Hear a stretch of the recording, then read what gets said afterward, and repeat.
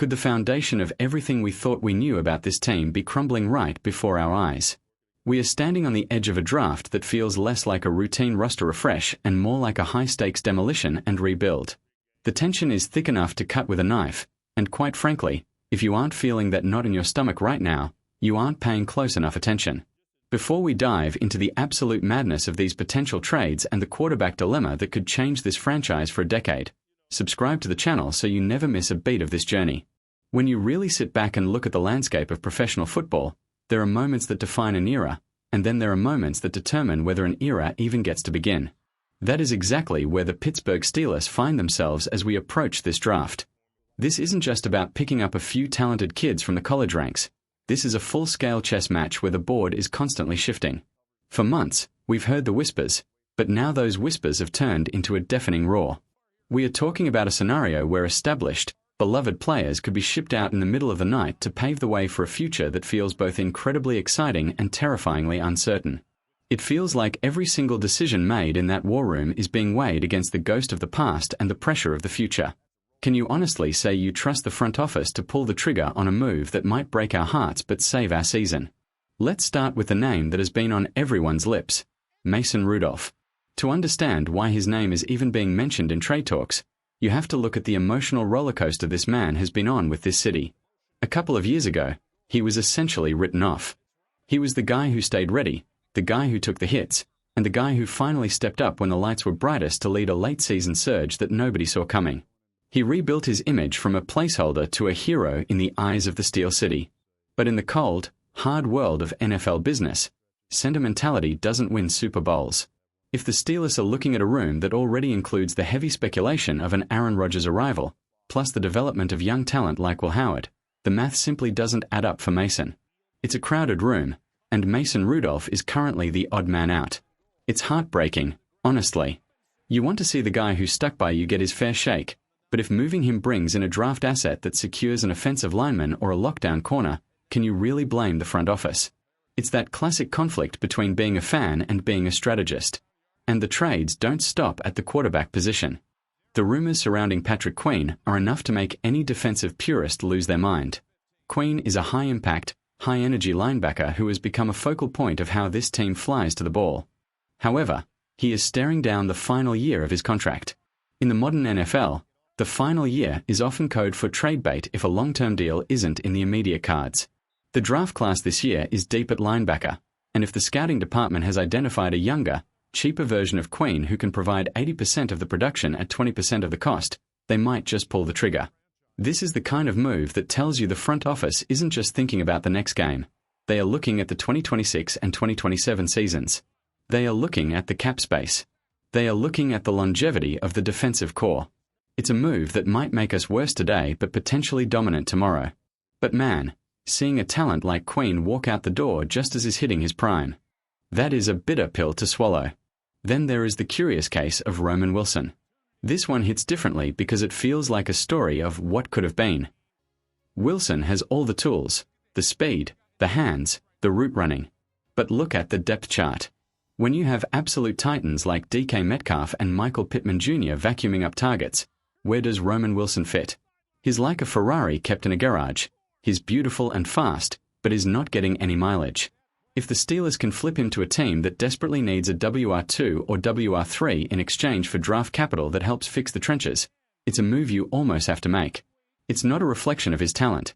It's a reflection of the reality of having too much of a good thing in one room and not enough in another. Question of the day: if you had to choose right now, would you rather trade away a star like Patrick Queen to get more draft picks, or keep the veteran core together and gamble everything on a Super Bowl run this year? Let me know in the comments below. I'm reading every single one. Now, we have to address the elephant in the room, the quarterback position and the draft. This is the ultimate question mark hanging over the North Shore. The analytics models are starting to spit out some very specific, very provocative data. There is a growing statistical probability, around 12%, which is huge in the world of draft modeling, that the Steelers will use the 21st overall pick on Simpson. Just let that sink in for a second. Even with the rumors of a veteran like Aaron Rodgers potentially joining the fold, the experts are saying the Steelers might go young and aggressive. Why would they do this? It's the ultimate insurance policy move. If you bring in a veteran like Rodgers, you are essentially putting a Band-Aid on a bullet wound. It's a glorious, Hall of Fame caliber Band-Aid, but it's temporary. Drafting Ty Simpson at 21 would be the organization's way of saying, we are done being caught off guard. They saw what happened when the post-Big Ben era started without a clear, definitive plan. They don't want to be in that QB purgatory ever again. Ty Simpson represents a future where the Steelers have a mobile, modern, high-upside signal caller learning behind a legend. On paper, it sounds like a dream. In reality, it means using your most valuable asset, a first-round pick, on a player who might not see the field for 2 years. When you have glaring needs on the offensive line, when your secondary is looking thin, and when the AFC North is becoming a literal arms race of talent, can you afford to let a first-round talent sit on the bench? This is where the fan base is completely split. One half is screaming, fix the line and protect whoever is back there, while the other half is whispering, without a franchise QB, nothing else matters. Both sides are right, and that's why this is so stressful. The organization has been very vocal about wanting competition, but a first-round pick isn't competition, it's a commitment. You don't draft a guy at 21 just to have him compete for a backup spot. You draft him to be the face of the franchise. The logic starts to loop back on itself. If you trade Mason Rudolph, you almost have to draft a quarterback to fill the void. If you draft a quarterback, you almost have to trade someone like Patrick Queen or Roman Wilson to get the picks back that you need to fill the other holes you ignored to get that quarterback. It's a domino effect of massive proportions. Everything is connected. The trade rumors and the draft strategy are two sides of the same coin. This isn't a team that is rebuilding in the traditional sense. They are too proud for that. But they are retooling on the fly, and that is the most dangerous way to operate in the NFL. If they get this right, if they manage to move the right pieces, gain the right capital, and nail the quarterback selection, we could be looking at a masterclass in roster management. We could see a team that stays competitive now while secretly building a juggernaut for the late 2020s. But if they get it wrong, if they trade away the wrong veteran, or if Ty Simpson turns out to be a reach, we are looking at years of middle-of-the-pack finishes. We are looking at that 9 to 8 or 8 to 9 territory where you're never bad enough to get a top 5 pick, but never good enough to actually scare anyone in the playoffs. That is the true nightmare for this fan base. As we get closer to the draft, the air is getting thinner. The reports are going to get wilder. The sources are going to claim they know everything when they actually know nothing. But through all the noise, the facts remain. The Steelers are at a crossroads. They are walking a razor-thin line between the now and the forever. Every trade call made and every card handed to the commissioner is a piece of a puzzle that we won't see the full picture of for a long time. I want you to really think about the weight of this. Think about the history of this franchise. We don't do things like other teams. We don't fire coaches every 2 years, and we don't usually engage in fire sales of our talent. But the league has changed. The game is faster, the contracts are bigger, and the window for success is smaller than ever. If the Steelers are truly planning to move Mason Rudolph, Patrick Queen, and Roman Wilson while drafting a first-round QB, it marks the single biggest philosophical shift in the history of this front office. It is a gamble of epic proportions. So, as we wait for the names to be called and the trades to be announced, keep your eyes on the big picture. Don't just look at the player, look at the strategy. Look at the flexibility they are trying to create. Whether you love the idea of Ty Simpson or you're terrified of losing Patrick Queen, one thing is for certain, the Pittsburgh Steelers are not playing it safe this year. They are swinging for the fences. And in this league, you either hit a home run or you strike out swinging. There is no in-between anymore. Stay locked in, stay passionate, and let's see how this legendary franchise decides to write its next chapter. It's going to be a wild ride, and there is nowhere else I'd rather be than right here with all of you, breaking it down piece by piece. The reality of this situation is that we aren't just building a roster for a single Sunday in September. We are fighting to preserve a legacy that has spanned decades. When we discuss names like Mason Rudolph or Patrick Queen, the conversation transcends mere statistics or box scores. We are talking about the very DNA of this franchise. But let's be brutally honest, if we don't make these agonizingly difficult decisions right now, are we just sentencing ourselves to another 5 years of mediocrity? As a fan, are you truly satisfied with a team that scrapes together 9 wins just to be a speed bump in the first round of the playoffs? Absolutely not. This is Pittsburgh. The standard isn't just being competitive. The standard is hoisting a Lombardi trophy. And sometimes, to reach that summit, You have to say goodbye to your most trusted soldiers so you can draft an army fit for the modern era. Let's dig into the tactical nightmare that is the 21st overall pick. When those analytic models flash Ty Simpson's name, the old guard of the fan base loses their minds. They scream about the porous offensive line and the holes in the secondary. And they aren't wrong. But look at the history of this league over the last decade. A team without a dynamic, franchise-altering quarterback is a team walking on a treadmill. You're moving fast, but you aren't going anywhere. Ty Simpson possesses the raw athleticism and the vertical arm strength that the modern NFL demands. Imagine the scenario where Simpson spends a year in the film room behind a mastermind like Aaron Rodgers. By 2027, you aren't just starting a young kid. You're unleashing a weapon that has been precision-engineered to dominate. This is the Kansas City model. This is the Green Bay model.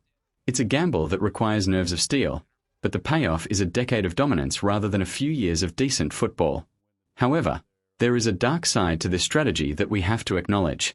If we pull the trigger on Simpson at 21 but fail to fix the trenches, we are effectively throwing a high-performance engine into a rusted-out frame.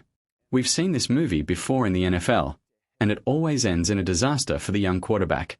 This is exactly why the potential trades of Patrick Queen and Roman Wilson aren't just options, they are survival tactics. We need the draft capital from those trades to build a fortress.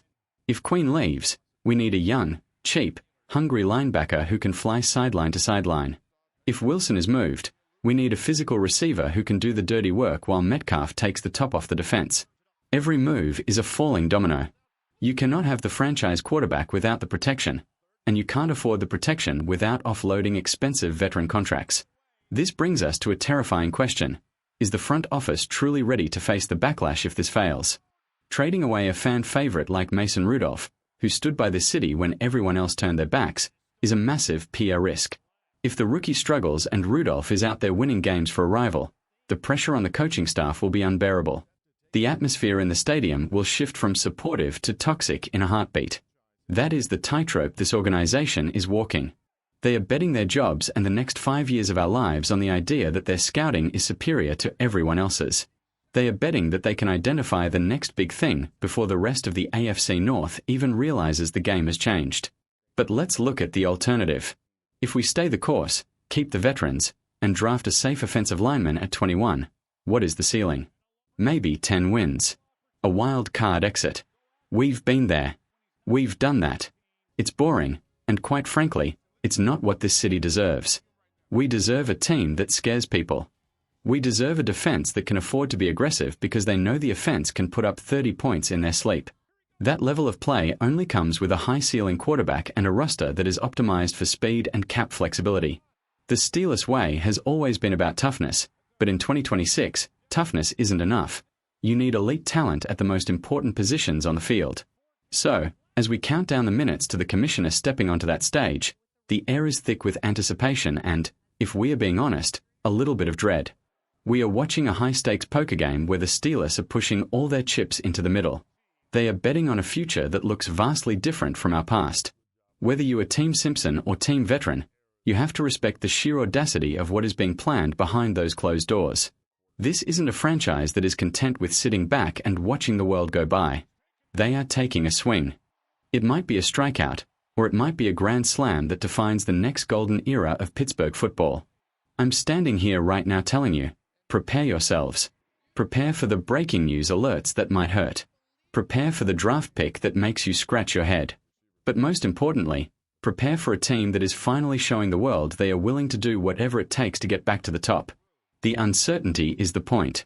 The tension is the point. This is what it feels like when a giant wakes up.